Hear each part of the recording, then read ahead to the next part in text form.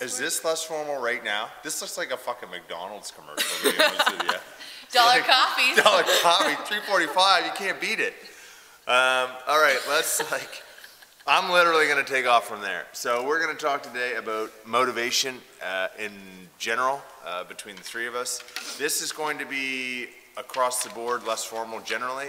One, because we've had less time to prepare, which maybe is a good thing.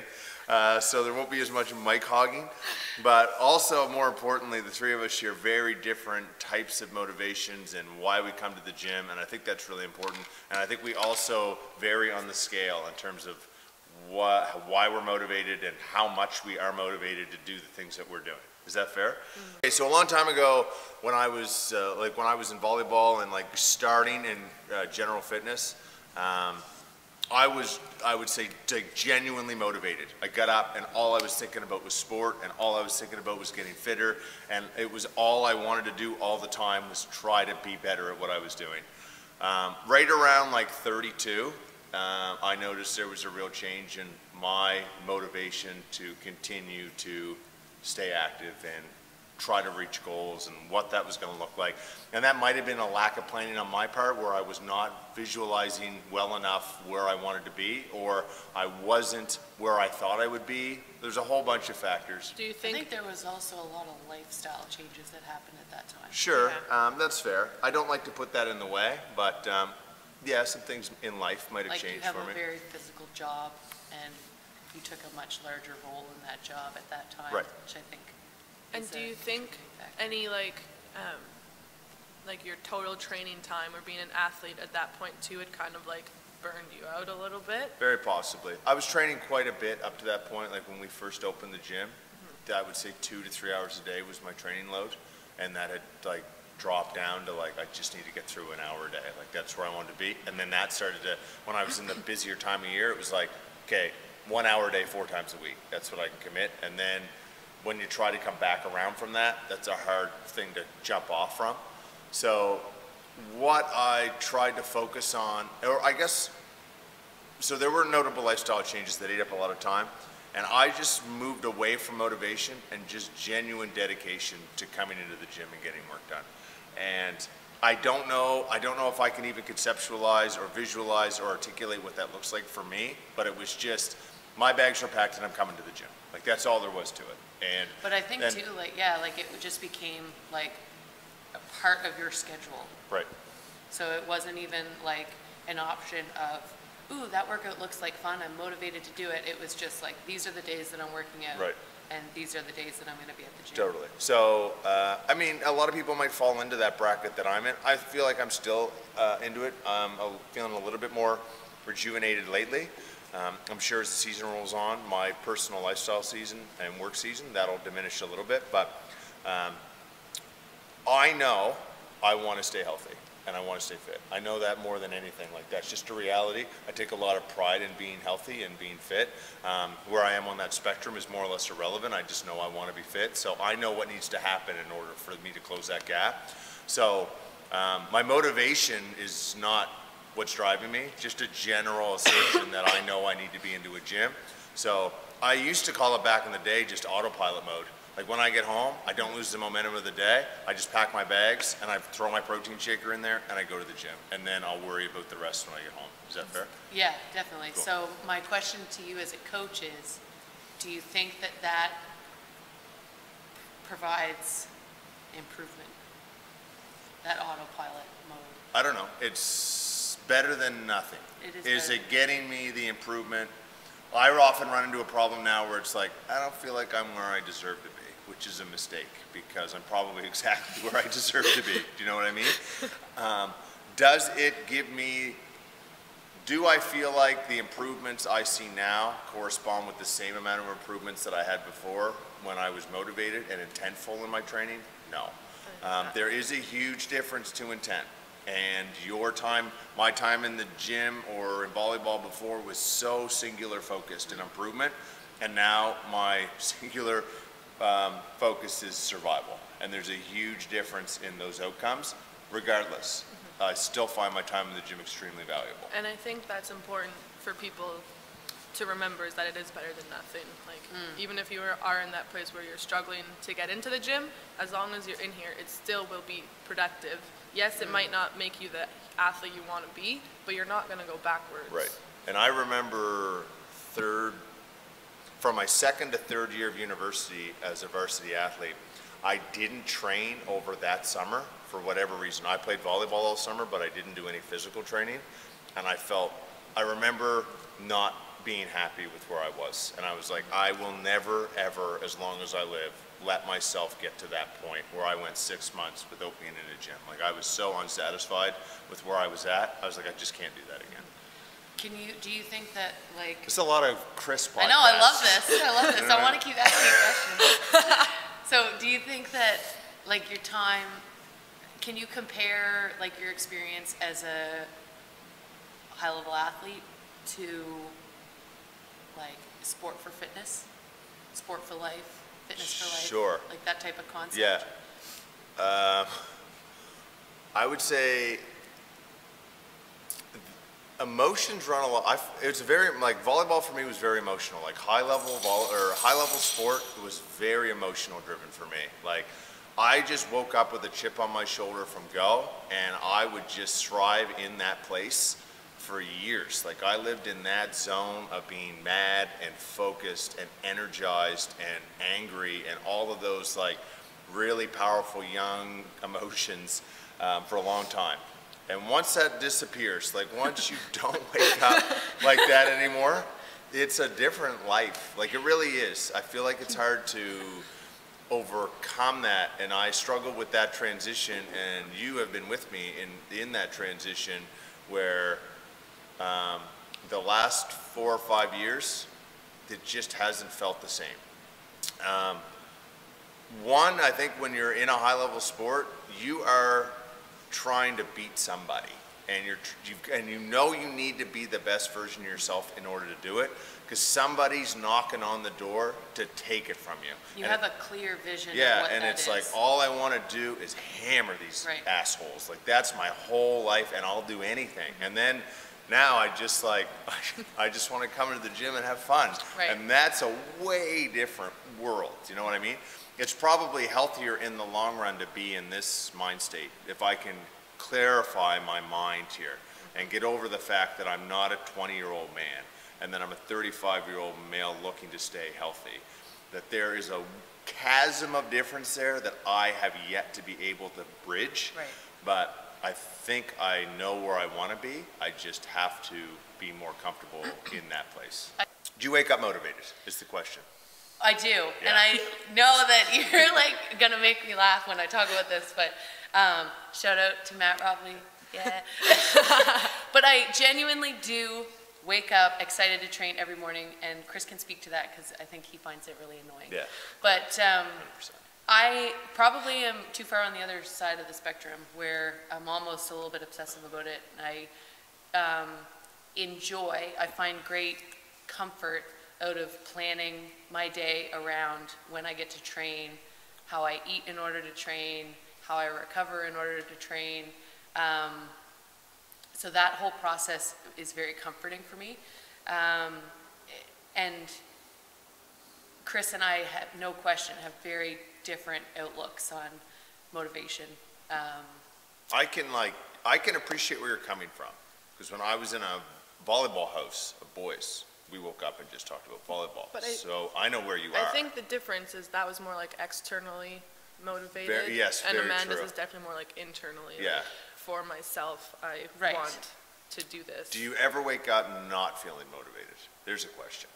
I don't. I would say that more often I wake up frustrated that my body is not at the same level that my mind is at. So I think that's the best place to be. Is that the best place I to don't be? know. Is it the other? Do you want it the other way around? Well, no, but I think that the intrinsic motivation comes from growing up in an individual sport. So I don't know, like, a lot of the behaviors that you guys have, like, you know, feeding off of that team environment, and that never really existed for me because it was a very individual sport, and you were, like, everyone around you was a competitor, so it was you sort of just had yourself. So for me, I always wake up and I feel like excited to see what training is going to bring, excited to see what I'm going to do in the day. But what I have learned over the past 4 years is that it doesn't always matter how motivated you are. Sometimes your body or external factors or different things will dictate a different outcome. So you and I are literally different in the sense that you're limited only by your physical capacity on the day. And I am limited by my mental drive on the day. And Thea may be motivated. I haven't seen you either of the two. I see you training at 6:30 at night, Thea, and I always see you in top form. So maybe I'm not, your baby just aren't reflecting that. You are, like, do you wake up motivated to train every day?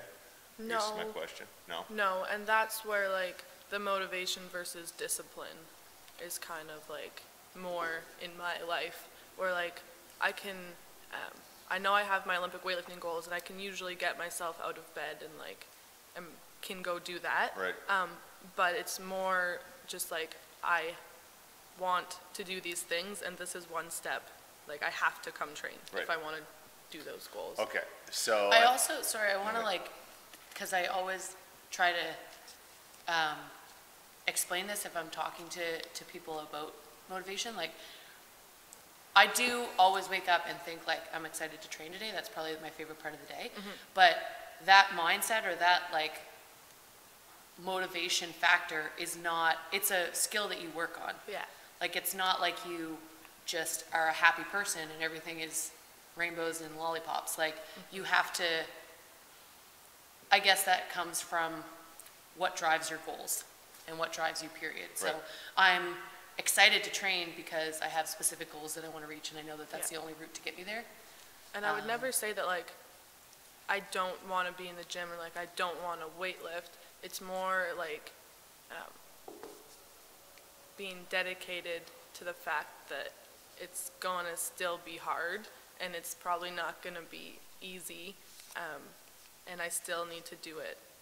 Right. And I just still need to do it. That's right. Yeah, it's going to be hard. It has to be hard. That's why we kind of do it because it's hard. Do you know what I mean? Mm-hmm. From my perspective, if you're somebody that's not feeling particularly motivated, so we'll just take it from my perspective, not feeling particularly motivated, or you're somebody who's like, I'm just waiting on motivation. The day once everything in my life is exactly the way I picture it, I'll be in the gym 6 or 7 hours a day. That's all I'll think about. Like, just get over that fucking mindset as far as I'm concerned. Like, it's never gonna fucking happen for you. Especially like, I recognize for me, it's just not coming back. Like, I just know it's not. So. Not in the same way. Not in the same It's way. not gonna be the same. I'm not gonna, exactly. I'm not gonna wake up breathing fire anymore. Like, it's just, it's just not gonna happen. So, for me, I needed to recognize things that I consider valuable. So I needed to prioritize health and fitness because that's important. I think it should be important for everybody. It's important for me. I know it's important for me. What that looks like, what health and fitness looks like for you may be different, but let's just say like, I want to be in a CrossFit gym an hour a day and I want to eat a little better. That's my health and fitness goal. And I'm just waiting on motivation. Forget it. You just need to start building in the routine, and in your mind, you've got to say, fuck, okay, I'm going to start with 3 hours a week. That's what I'm going to contribute is 3 hours a week. I'm going to pack my bag the night before. I'm going to pick the time slot I'm going to, and I'm going to hit it. And it doesn't matter what's going on. I'm not manufacturing excuses. I pick my bag up. I drive into the gym.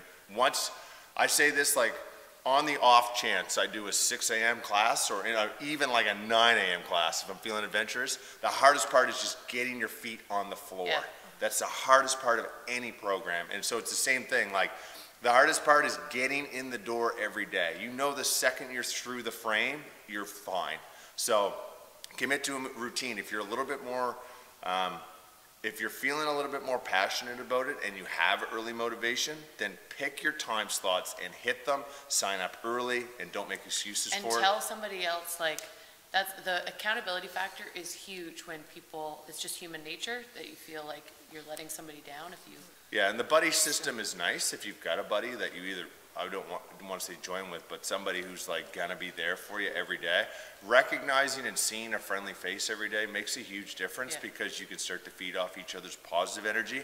And pick a training partner that's going to work for you if you want to do a partner. Like Amanda and I are married and we are not good training partners. Like that's a reality of it. It is Do you know a what reality, I mean? but I will say, like, reflect before we opened the gym, like just talking about motivation, obviously we were in a very different like part of our life, but there were many, like I would say 50% of the time I was dragging you to the gym or you were dragging me to the gym. So like regardless of whether we actually trained together when we were there, like having somebody who is accountable to the fact that you're doing the motion, going through the motions is huge. It doesn't have to be a spouse, that's probably not a good example, but like even just knowing that like so-and-so is always gonna be at Thursday, 6 a.m. because that's when they work out, like when you see them on Wednesday, hey, I'll see you tomorrow morning. Like then it's already in your brain, okay, I've gotta go Thursday morning. Like, and I think scheduling it like it's a day of work is where you have to start when you're first starting off. You just like, it's something I have to go do. This is a work meeting. Can't get out of it. 100%. No excuses. That's absolutely right. And then when you do get in here, it doesn't feel like work. Like you're here and enjoy it, but you have to be that hard on yourself to get yourself in. The other thing, and I admittedly just came out of David Goggins' book, but he talked a little, like this guy's working 80 hours a week and also training 40 hours a week, but he talked about like auditing your day. So it's like people who say I don't have time. He's like, he said, have you ever sat down and done a real life audit of the day? And he was like, how long do you sit around after a meal and sit down? 20 minutes after a meal? So why aren't you up doing something? Like that's a little extreme. But if you're saying you don't have time, do a genuine audit of your day. The gym opens before the sun is up and it closes after the sun goes down. There has to be, I know it, an hour in that day that you can slide into a gym and get some work done. Do you know what I mean? If you're somebody that is like, can't get to a gym, fucking find a half an hour. You can do a half an hour work every single day. I know you can. Anybody can. Anyway, so yeah, I mean, managing the schedule, finding your routine, hitting it every day, and just committing to it. And sometimes, like for me now, motivation comes in waves. So when I'm feeling motivated and I'm in the routine, I feel 100 times better. And when I'm not motivated and I'm in the routine, at least I'm getting work done. So let's say now that we have that person in here consistently, they've picked that up. What do you recommend to them to keep them coming back? Like goal-wise or setting stuff like that question. To keep you coming back? Yeah, because a lot of people, I would say after your third year, you kind of end up in no man's land in terms of goals and. Well, so I think that that's a huge problem that CrossFit sets people up for a little bit of heartbreak that way, in the sense that typically when you're an adult and you start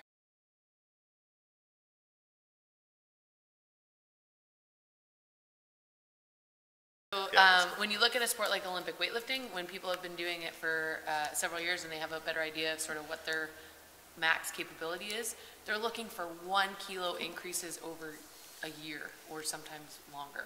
So that theory is very applicable to CrossFit as well. Like once you have a basic skill set, getting a little bit better each day is, you know, really very minute accomplishments tracked over a long period of time.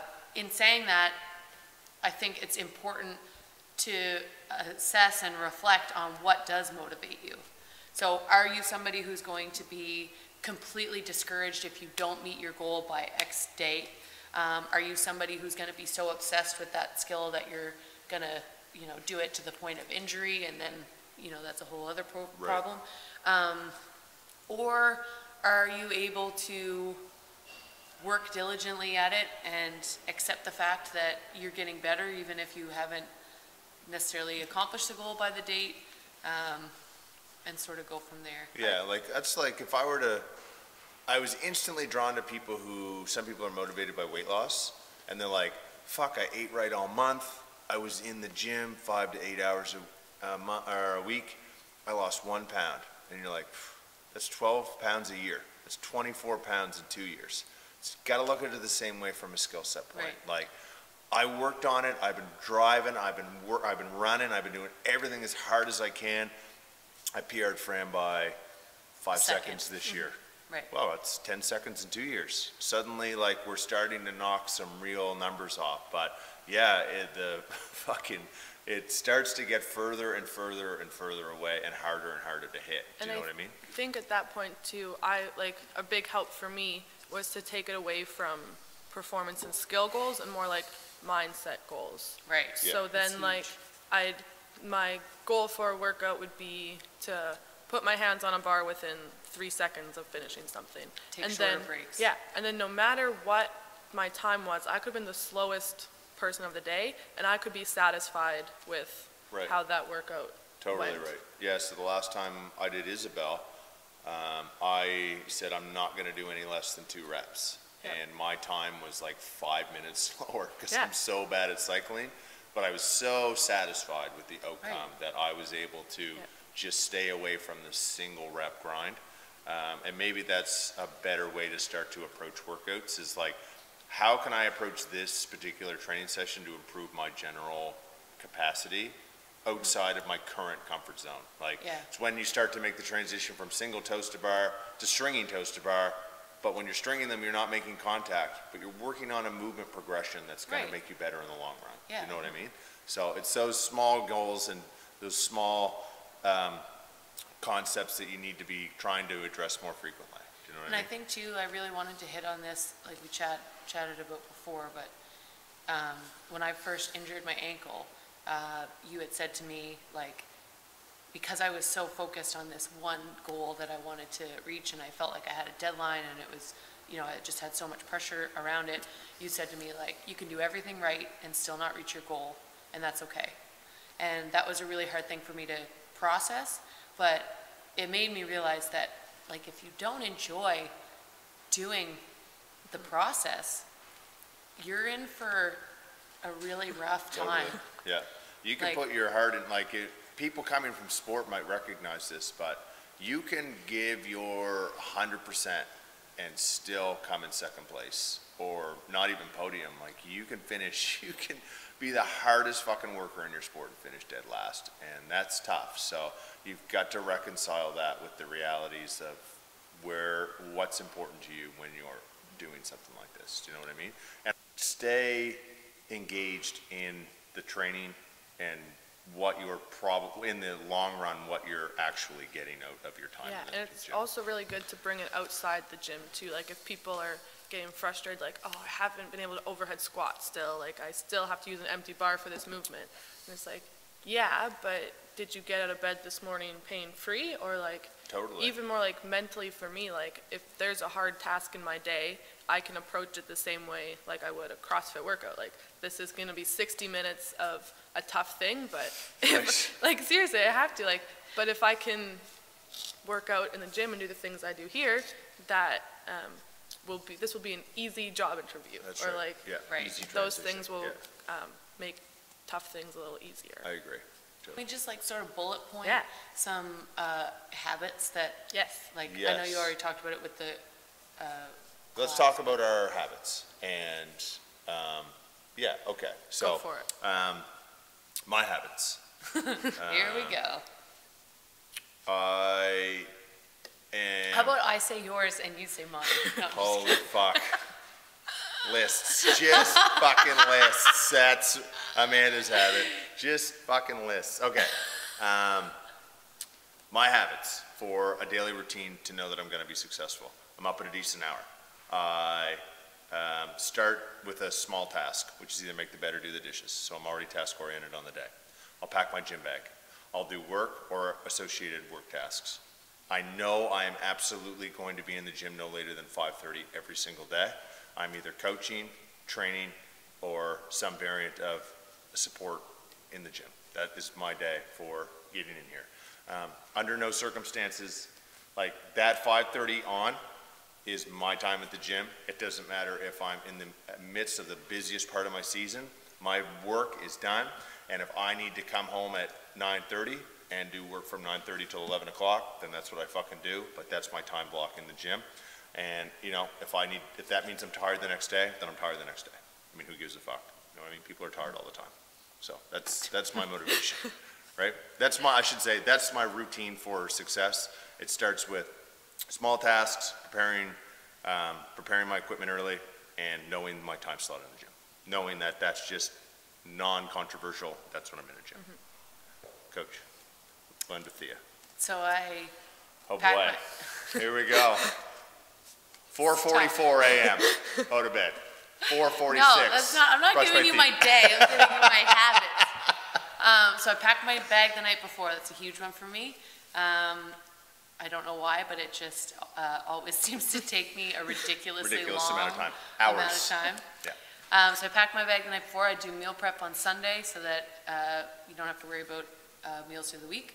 I do, like, I can't remember which one of you guys mentioned this, but I prioritize, I schedule my training in my work day. I am very lucky, I recognize I'm very lucky that I have a schedule and a profession that allows me to do that, but I literally write it down and treat it like a meeting. So, you know, this is the time that I'm giving to myself. Trying to think what else I do. I do enjoy training. Write early. out your training plans. Have I do those journal ready to a go. lot. Yeah. But I journal think a that's lot. important though, just to have that to hold yourself accountable to as well. Yeah, for sure. I write out like my actual session, and then I also write out in journal like what the focus is of that session and what I accomplished. Which you write out the night before. I like writing it out Right. the night before. So that's what I mean. There's another great habit. Yeah. Like you are so committed to that time slot that not only is it scheduled in your work calendar, it's also in your training journal before you've actually entered the gym. So that there's no way I'm throwing out a page in my training journal, right? Like this is on the day, has to be done. That's my big one. So after workout on Friday, I'll sign up for the CrossFit classes for the next week. And in my training journal, I will write the dates of my weightlifting and then the date, since we don't know the workouts, just like the date I'm going to do CrossFit. And that way, coach's privileges. And that way, I have my week or my 5 days, weekdays already.